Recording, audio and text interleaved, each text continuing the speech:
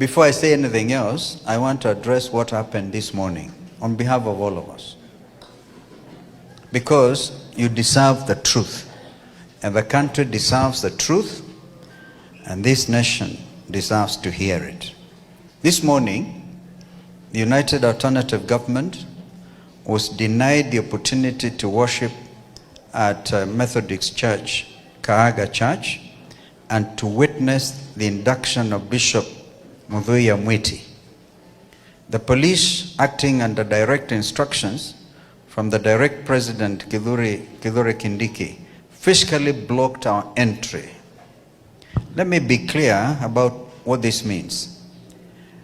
This is a deliberate, calculated, and unconstitutional act of political repression carried out on a Sunday morning at a house of God against Kenyan citizens exercising their most basic rights. And I want to quote here from Isaiah 54, which is really one of my favorite verses.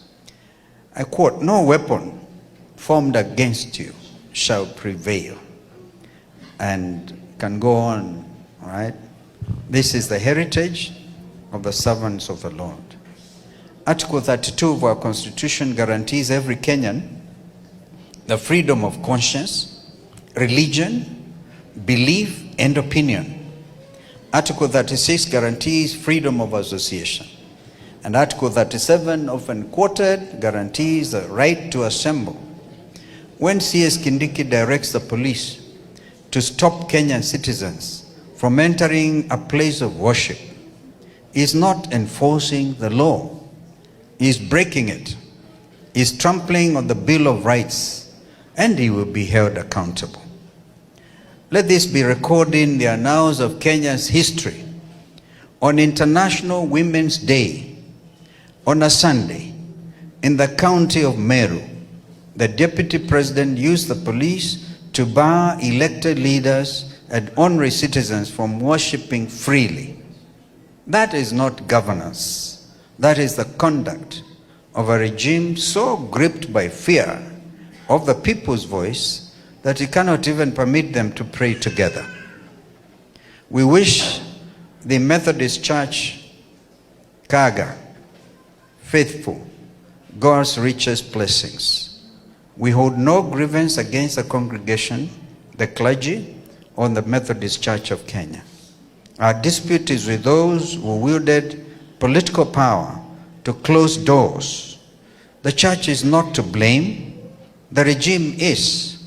May Bishop Wamunyoro's induction be a moment of true blessing, undimmed by the shameful politics played around it today. But we will not be stopped. If they close one door, God opens another. And that's why we are here. We are here at the East Africa Pentecostal Church, Jotene Parish in Buri constituency, worshiping freely, speaking boldly, and standing firmly. No regime in history has ever succeeded in silencing the will of a people whose cause is just. And our cause is just. We call on the leadership of the Methodist Church of Kenya, the National Council of Churches of Kenya, and all faith leaders across this country to condemn Kindiki's unconscionable instructions. We further call on the Law Society of Kenya and all defenders of constitutional rights to take note. I'm a member of LSK. The weaponization of police against worshipping citizens is a matter that must not be allowed to pass without consequence. We shall be pursuing all available legal and constitutional avenues in response to what happened in Meru today.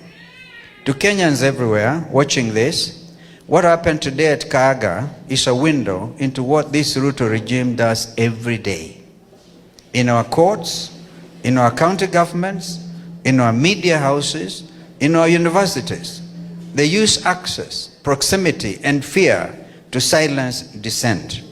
But Kenya is watching, Africa is watching, but most importantly, God is watching.